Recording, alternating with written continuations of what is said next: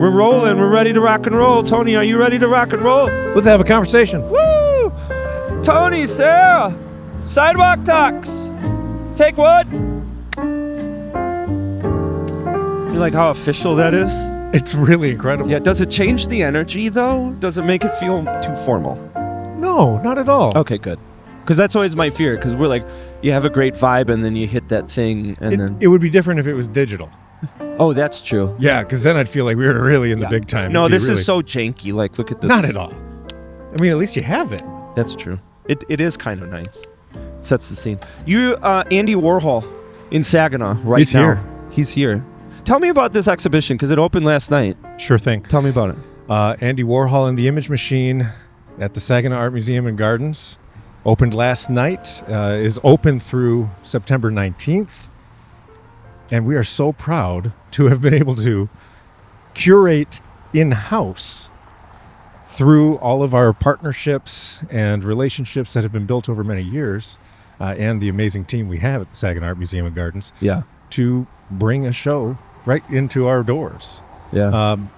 It's an amazing show too. It's an intimate look at Andy's career and sort of the 4 phases of his career, from sort of his early sort of product work all the way into sort of the last phase of his life where he really started to get into celebrity and fame and image making.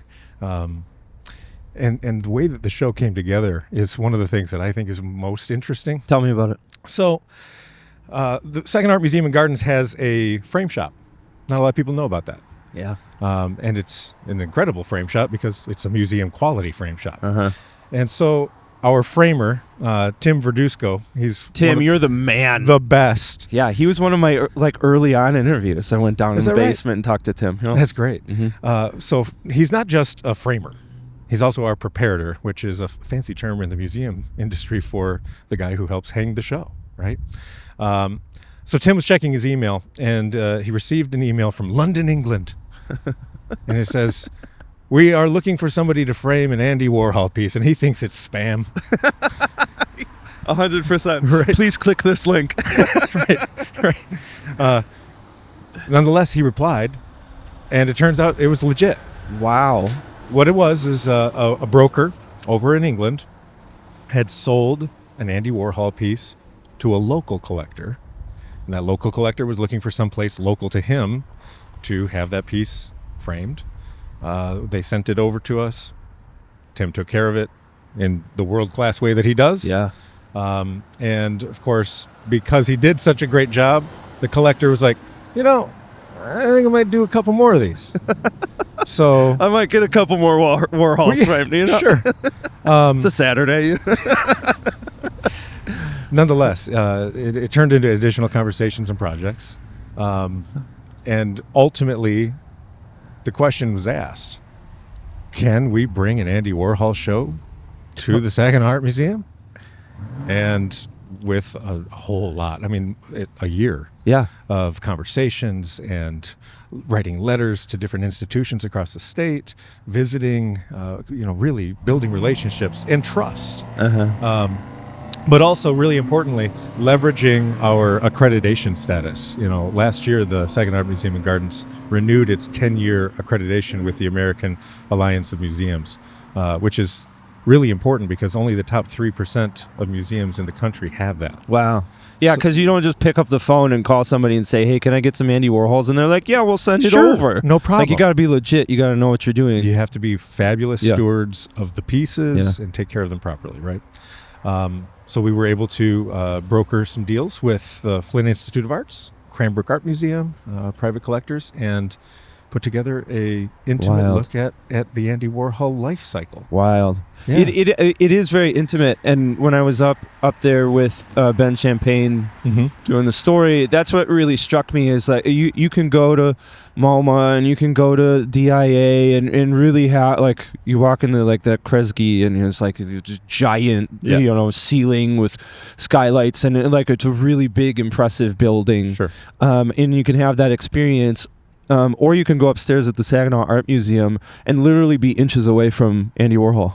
Absolutely. And then that's what I really love about that is it's a different kind of experience, and honestly, like one that Saginaw hasn't had in a long time in that way, that be able to touch both incredible art and also history in that same experience. Completely. It is an intimate experience. You Yeah. can you can show up on any given random weekday afternoon and probably have the gallery mostly to yourself. Real quick, Please. Substantial shout out to Ben Champagne for his work, putting it all together. As the associate curator, he has done an amazing job of creating this entire show, promoting the show, and candidly just taking people through the show and making it, deepening their appreciation. He was up when I was talking to him. He was like almost shaking. He was so excited. He was just like looking around. He's like, this museum has never been this good. Like this is the best. Like he was just like stuttering. He was so excited about the show. It's a testament to the entire museum team. Yeah. Good job, folks. Yeah. See, I come from performing arts. Yeah. Right. So, assuming the role of Executive Director of TempleArts, I said to the team on day one, guys, I come from the land of theater. I am not a museum expert. I want to learn everything there is to learn about your craft and do everything I can to support you in what you do so well. Yeah. And that's all I'm doing is just supporting these folks that are already so good at what they do. And of course, now we've got Andy Warhol. Yeah. Yeah, you do come from performing arts. You're one of the few people I know to play both Sweeney Todd, Dracula, and Jesus. That's a great call out. Thank you for that. Yeah. I do a little bit of research. Yeah, for sure. I appreciate that. You have a hangnail on your left big toe. I don't have that. He doesn't. That's a lie. That's not true. It's his right toe. I was going to say, I've got an affinity for the villain, but I mean, then you add Jesus into it. So. Yeah, it's a nice. One of my questions I had playing around in my head was, what do those three have in common? And I was like, no, we're not going to go there. Oh, gosh. In many cases, just a lot of hair. Yes. Yeah, fair. That's really it. Tell me about, let's do a big top level, because people know the temple, people know the museum. You're the director of TempleArts. Tell me about TempleArts. What is that? And then we'll talk about you, just to give everybody a little intro. Sure, absolutely. So TempleArts, created in 2020, is the merger of the Temple Theater and the Saginaw Art Museum and Gardens. Prior to that, they were both independent 501c3 nonprofit arts organizations in the community and have been functioning for many, many years. Yeah. But there is power in collective, in collaboration and a bunch of efficiencies that were created, both in terms of sharing team members between both of the venues. And the ability to cross-promote. Especially and in a relatively small community, yes. too. Like, we're not Detroit Metro, where you've got huge amounts of resources and people and manpower and all of these things. Like, we have limited resources because we're smaller. It makes sense to, like you said, be efficient about that. Yeah, absolutely. Especially when you're talking about a nonprofit arts organization. Yeah, true. And when the majority of the income that we are using to perpetuate our business and these organizations is coming from contributions from viewers like you. And what that means is we have to be really, really good stewards of all of those finances. Yep. And so sharing resources and being efficient is a part of being a good steward of those contributions. It makes a lot of sense from a contribution perspective, because now you don't have the art museum and Temple going to the same donors, organizations, and saying, "Hey, can you help us? Hey, can you help us?" It's like, the museum was here yesterday, and I just gave them my money. Right. And then like, oh, everybody's sad. You can go as TempleArts and say, "We are TempleArts. We're curating culture." You bet. You make one contribution, and we will make sure that the field trip that you want to impact is to see both places. Yeah, wonderful. Yeah. This is a fun conversation for me, because many times people sit down on the sidewalk with me, and I know them previously from stories or whatever, and this is really the first time that we've ever sat down and met. So I'm curious, like, who are you, and how did you end up here? My name is Tony Serra. Hi. I am a Saginaw native. Yeah. I was brought here when I was 5 years old. I'm a graduate of Nouvelle Catholic Central. And What year did you graduate? 2005. I was Michigan Lutheran Seminary at 03. All right. Yeah. You guys crushed us in the red feather game. Well, things that I wasn't involved in, football. But you know what? This is interesting. My father, on the other hand, he was an assistant football coach really? the entire time, so he had a hand in it. I was the drum major in the marching band up in the bleachers. Oh, funny. So, yeah, arts through and through for me. I was forcibly, everyone at St. Thomas Aquinas was forcibly required to do the 8th grade play. Prior to that, I didn't know that theater, drama, acting, whatever it was, even a thing. I'd never sung in a choir before. I was sincerely just a piano player and an alto sax in the band. Awesome. But after that experience, I didn't know what I wanted to do in high school. I really, honestly, I'm an avid golfer, and I wanted to be on the golf team so bad. So I tried out for the golf team, and I didn't make it. I'm not a great golfer. I just like it. That's fine. Enjoyment is okay. Right. So in my freshman year of high school, I didn't have golf in the fall, and a buddy of mine said, well, come audition for the fall play. We're doing Snow White and the Seven Dwarfs. It'll be fun. I said, all right, we'll do it. And it took off from there. The bug bite.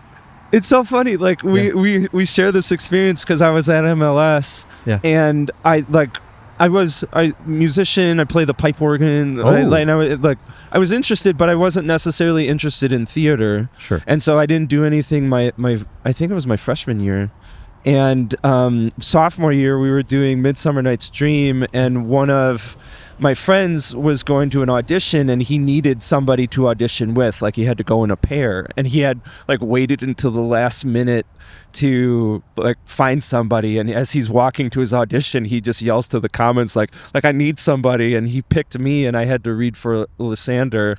And so I went in there and I told the director, I was like, just so you know, I'm not actually trying out for this. And so we tried out, and then 2 weeks later somebody comes up to me like you made the play. And I looked and I was like, Lysander was like, wait a second, I didn't do that. And it was amazing. It was just one of the best, being forced into that experience. What a great Shakespearean show to kind of break into. Yeah. So anyways, I did that, that first show in high school, and the bug bit, and from there I was like, okay, I can't get enough of this. Yeah. I branched out to Pit and Balcony, Bay City Players, Midland Center for the Arts. I couldn't fill my calendar enough with theater experiences. Got to a point where I needed to figure out if I was going to go to school to be a pilot, which was what I always wanted to do. Wow. Or if I was going to try and pursue theater. And so I actually made a deal with my biology teacher in high school. She saw me checking out Western Michigan University because they have a great aviation program. She says, what are you up to? I said, well, I'm looking at the aviation program. She says, you need to go into theater. So I made a deal with her. I said, here's what I'll do. The musical theater program at Western only accepts a handful of people a year. I think it's 6 guys and 6 girls. I don't know if that's still the case, but at the time it was. Oh, wow. So it's a highly competitive program. So I said, here's the deal. I'll go and I'll audition, but when I don't make it, I want to be a pilot. Well, the rest is history, because I did. I got in. I was very, very, very fortunate, and spent my time in college at Western learning the craft, and then eventually off to New York. And after about a year in New York, I got a call that there was a summer stock theater over in Michigan City, Indiana, that needed somebody to run lead on all of their summer stock productions. So we're talking a different production every 2 weeks, 6 shows in 3 months type of thing. And I just ran at that opportunity because it allowed me to not just stretch out the acting muscle, but also take care of set building and production itself and the building and grounds, so get into the whole facility side of my life. And that was really a formative experience. I spent 2 seasons there. And at the end of it, part of the deal was that they offered room and board, right? So I got to live in a 10 by 12 cabin that didn't have plumbing. I had to go up to the main theater for that, right? So after 2 years of living in a 10 by 12 cabin, I decided it was time for me to move on. And I came back to Saginaw, and I spent a couple of weeks at my parents' place, and eventually I got a phone call that the Temple Theater was looking for some help. So I dusted off my resume and ran in here, and I said, hey, I'm interested in coming to help and be a part of this. And after some conversations, I was hired to be operations coordinator in 2011. Okay. October 2011. So from there, we're here right in front of the box office that I spent really my first full-time job was in this building. Huh. And truly learned a lot in that process as well. I mean, summer stock is one thing, but this is a legitimate building, a legitimate venue. Right. So learned a lot about ticketing, learned about the guest experience, managing shows. At the time, we built the Leopard Lounge Comedy Club, which was a lot of fun. Worked on an awful lot of weddings and really just kind of got entrenched in what it means to operate a building like this and foster the guest's experience and make sure that at some point the community had some really cool entertainment to come out and enjoy. But I knew at that point that I needed to develop my career beyond operations, because I at that point had aspirations of really doing this and wanting to be an arts administrator. And one of the biggest things that comes along with being an arts administrator is trying to figure out how to raise money. And so there was an opportunity up in Midland at Midland Center for the Arts as the donor relations manager. And I applied for that, and they were willing to give me a shot. And so in that, I was able to entrench myself in grant writing and, not donor relations and understanding and learning our local foundations and what it means to, pursue a sponsorship and build memberships for the museum in Midland.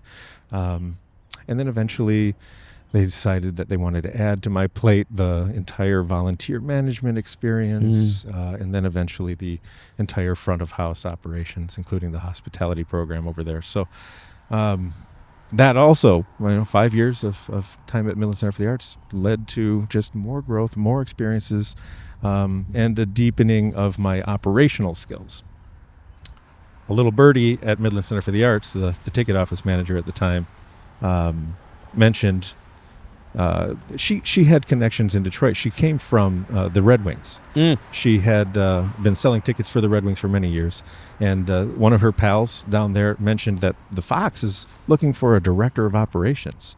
And so she tapped me on the shoulder and said, hey, I think you need to look at something here.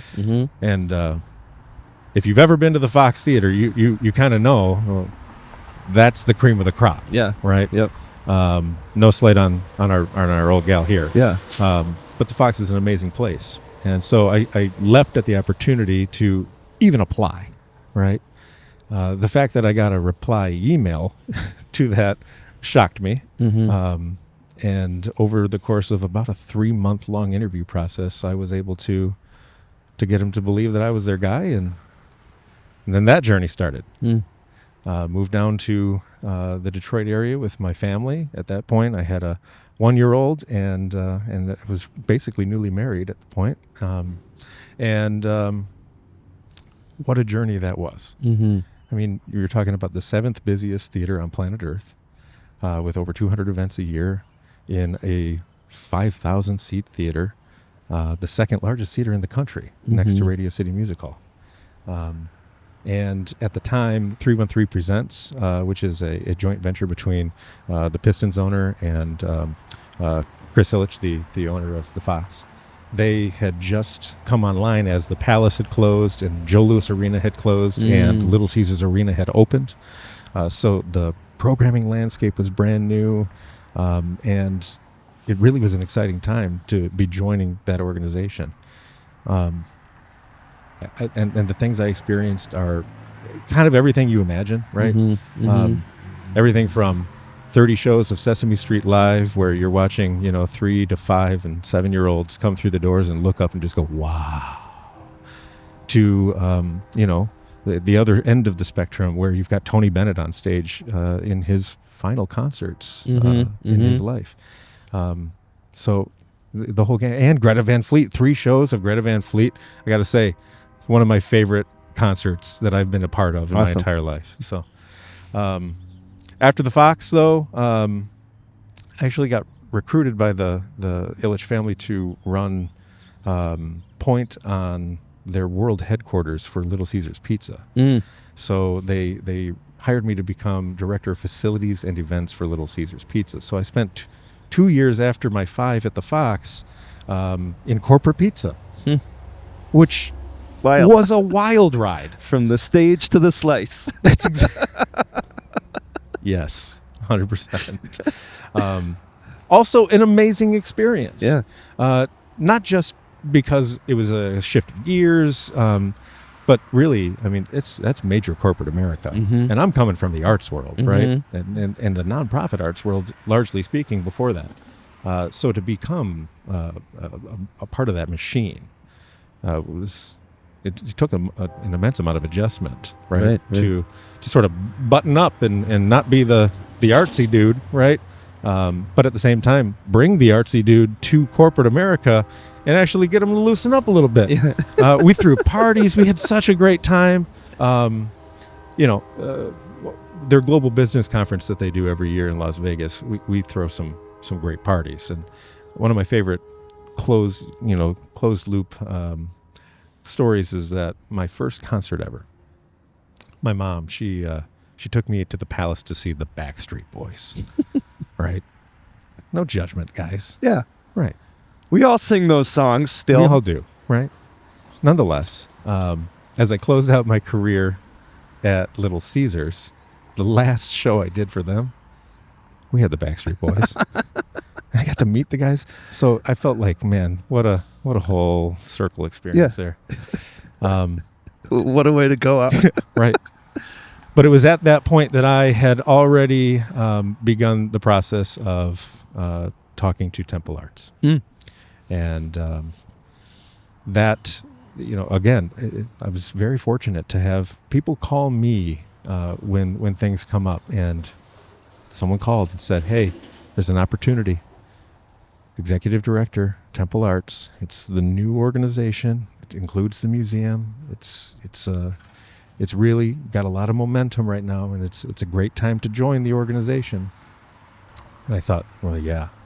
And it's interesting because my wife and I, about a year before that came up, we had actually considered moving back to Saginaw. Oh, really? And that's because it's where my in-laws live, right? So we've got family here. And she was pregnant. And we were thinking maybe with our second, right? And we were thinking maybe we want to raise these boys at home, right? Metro Detroit is great. Don't get me wrong. Yep. There's so many amazing things about Metro Detroit.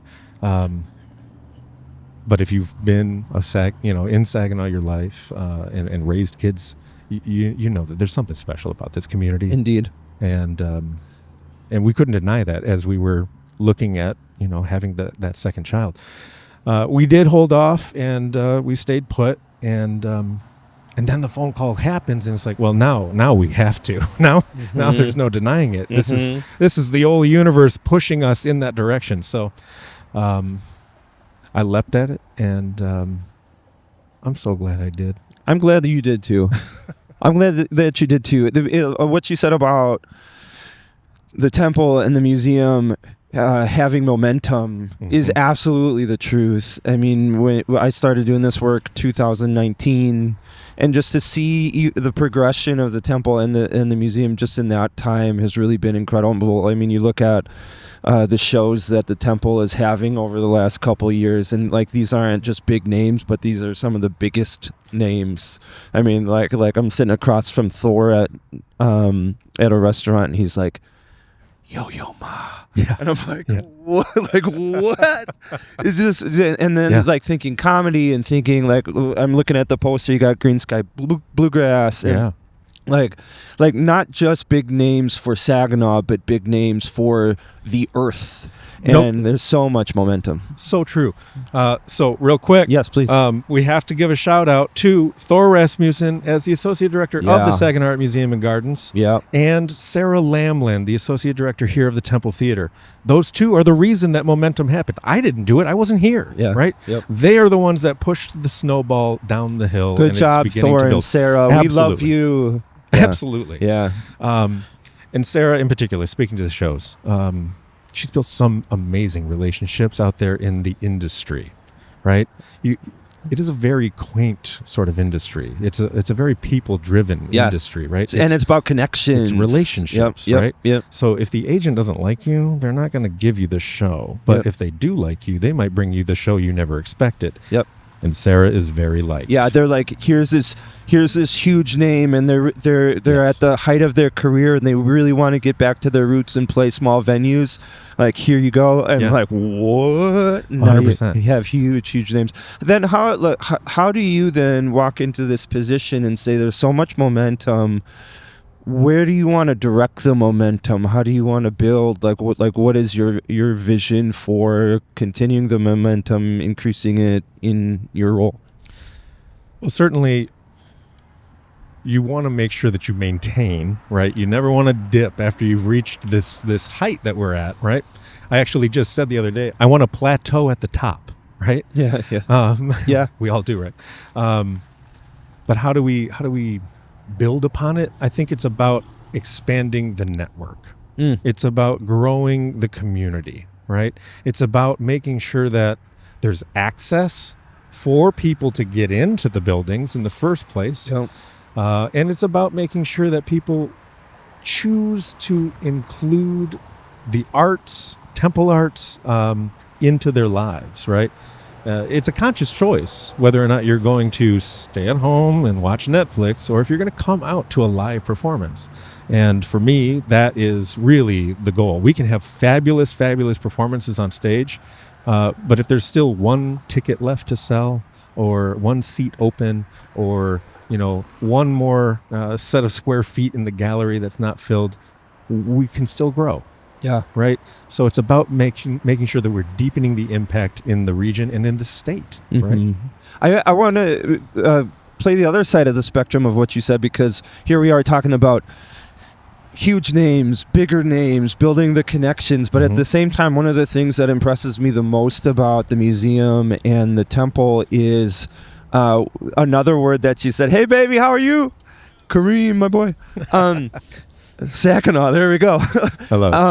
One of the things that I love so much is access. You said the word access. Yes. And just like reaching into the community and trying to be reflective and like what is not just interesting to us within arts and culture, but what is interesting to our community, and how do we get them in here in really profound ways. And so there's three things that I want you to just give me like the 60-second explanation of. Okay. Arts for all, seats for students. Yep. And then the arts camp that just went on. Oh. Youth Arts Festival. We'll go in backwards. Yeah, yes, please. Youth Arts Festival. Katie Mealens, our museum services and education manager, is such a gem. She has experience across the country at museums and has brought her talents back home. Similarly, right? And has developed an educational experience and an outreach experience for the young, the young people of the region that truly, and I'm speaking last night, former curator at the DIA said, your education program is one of the best I've ever seen. Yeah. That's huge. Yes. So Katie, she completely created the Youth Arts Festival. It was its second year this past year. Previously, it was only at the Saginaw Art Museum, and it allowed opportunities for kids to exercise their visual arts, showcase their visual arts, but also some performing arts. So there was, bands and musical performances and all kinds of fun over there. This year, we decided if we're going to do performance, let's do it over here at the theater, right? And so we had, over the course of 2 days, over 150 students were involved. I drove by and it was hopping out here. Oh, yeah. There are kids everywhere. Everywhere, yeah, for sure. So that's just 150 students. We had over 300 people stop by just to watch and enjoy it. And we had 3 floors of activities in this building alone. So people were hopping all over from show to show over the course of the day. Awesome. We had CMU's animation program here. Fun. And for them to be able to showcase on what was, at one point, the largest screen north of Detroit, that was special for them. Yep. So the way I like to see things like that, when you're making memories for these kids for the rest of their lives, they will remember when they stood on stage at the Temple Theater and performed that bit from Mamma Mia. Yep. They'll remember that forever. Yeah. So parents of creative, theatrical, musical, artistic children, tap in to that.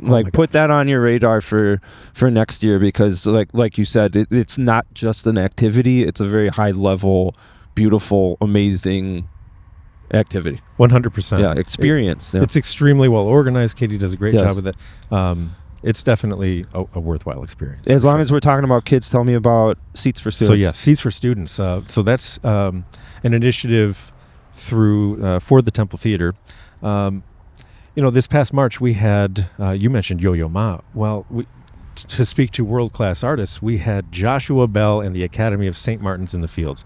If you're unfamiliar, Joshua Bell is probably considered one of the top 3 violinists alive. Yeah, I watched Red Violin 50 times when I was a music major in 2 weeks. Sure. And he was the violinist playing the actual soundtrack of that. Truly, yeah. He's an incredible talent. And for us to have him in Saginaw was remarkable. And I thought, gosh, I'll never forget when I was young and I had discovered the theater, and I was just across the way over at what was once called Heritage Theater. And I'll never forget, my mom and I were watching Beauty and the Beast, the old classic. And after the first act, the Beast had finished his big number, and I walked out, and at intermission I looked at my mom and I said, this is what I want to do. And for me, experiencing the best can be very formative. Yep. So how do I share this world-class violinist with young people who are entering the craft or studying the craft, and show them, if you keep with it, you can do that? So we raised the idea, and we were very fortunate to gain a partner in Wirt Revette Group. They were very generous in sponsoring the Seats for Students program to bring 62 youth musicians and an accompanying adult to that Joshua Bell concert for them to experience something that, after I saw the show, you guys, this concert was unbelievable. It's something to say the guy's really good, but when you actually experience it, it is moving. Yep. It's very moving. Yep. And the buzz within the building was very palpable that evening. It was very true that, there were kids everywhere. And when you think about going to a live symphony orchestra, it's not necessarily kids that you think of. Not that you shouldn't, but it was really wonderful to see that much youth in the building that night, and for those kids to have that memory and that experience, and hopefully to aspire to more. Yeah, it could potentially be a life-changing experience. Tell me about Arts for All. Arts for All. That's a program that started prior to my arrival, 2023. Arts for All became the initiative in the Saginaw area public schools that allows students K through 12 to come to the Saginaw Art Museum Gardens with their family, or to the Temple Theater Silver Screen Series with their family, and get in for free. Just say, hey, I'm a student at the Saginaw area public schools. Now that expanded, and it became Saginaw and Midland public schools. And then just 6 months ago, we expanded it further to include Bay Aranac public schools. So now we are across the entire Tri-City area, and we've got 40,000 students that have access for free to the Saginaw Art Museum Gardens and the Temple Theater's Silver Screen series with their families. So it's truly one of the greatest non-membership memberships we have. That's so incredible to me, because it's more than just like you get one free student ticket, but you've got to pay XYZ. No. It understands like you have a family, and so like they should be able to be there. And that really demonstrates so much about how Temple Arts is community first, in that sometimes the museum arts culture world comes across as very exclusionary, like well, like you have to pay this amount of money, you have to be able to understand this kind of art, and it comes across as very elitist. And here you are saying like, no, 40,000 kids in this region and their families have free access to this, because we understand how important that is. We understand it, and we're so grateful that our funding partners also understand it, because this can't happen for free. Truly, the math has to work. Exactly. Like the idea can work, but the math has to back it up, and they make the math work. Yes, indeed. Last question for you. Sure. You started here, you ended up other places, you ended up in Detroit, 5,000 seat theater, you know, all the stats that you listed. You came back to the Temple. And a lot of folks would look at that and say, like why? Like, why would you come back? Like, here you are at 5,000, like this, quote, world-class theater, like the pinnacle of the mountain. Like, why would you ever come back here? To you, what is the opportunity here at Temple Arts? Well, I was going to give you a snarky answer and say I came back for the Tony steak sandwiches. They are quite good. They are the best. But 5,000 seats is a lot of seats, Phil. You know, the Dow Event Center behind us, the arena, has, I think, 5,500. So, for me, one of the things that became disappointing about the Fox, and it's hard to say that, is that it felt transactional, right? You're bringing in big names for sure, and people are excited to be there for sure, and the houses are full for sure. But what you don't see is the same people come in day after day. And so there's no sense of community. The community that exists there is really the staff, and they're a beautiful staff. But to be a part of this community and a more intimate venue, I see it just by being a part of the Saginaw Bay Symphony Orchestra 5-concert series or the Saginaw Choral Society series. People come back, and it actually becomes a matter of recognizing the ticket taker when you come through and saying, how's it going, to the usher that's in your section with your season subscription, right? Nancy Borchard, thank you. You're always my usher. Absolutely. See you all the time. Yes. Smiling face. Yes. So for me, I think that was what I was yearning for again, because I had experienced it. Right. I had the experience of recognizing when people come through and understanding that you're making a deeper impact than just the transactional entertainment piece for that night. You truly, as I mentioned earlier, they are inviting the organization into their lives. And for me, that is the opportunity. It's to build some kind of larger community and a culture within Saginaw that the arts matter and they enrich our lives. And with so much, doom and gloom and all the other stuff that we've got out in the world and social media and in general, whatever it is, escapism is still alive and well here at Temple Arts. And you can do it alongside your friends and family, which to me is the greatest way to do it. So it means a lot to me to be able to be a part of something that's a lot more intimate. Yeah. Well, you brought up impact. And I just want to thank you for the impact that you've already made and you will make in the future. And then I just want to extend that to everybody involved in Temple Arts, from the funders to the staff to the volunteers to anybody, to the people who come and support with tickets and experiences and things like that. It's just it's one of the great crown jewels of the community of Saginaw, and it makes a very, very deep impact on the city of Saginaw. So I want to thank you so much, Tony. Thank you, Phil. I couldn't have said that any better myself. You're amazing. Thank you so much. Thank you. Thank you, my dude.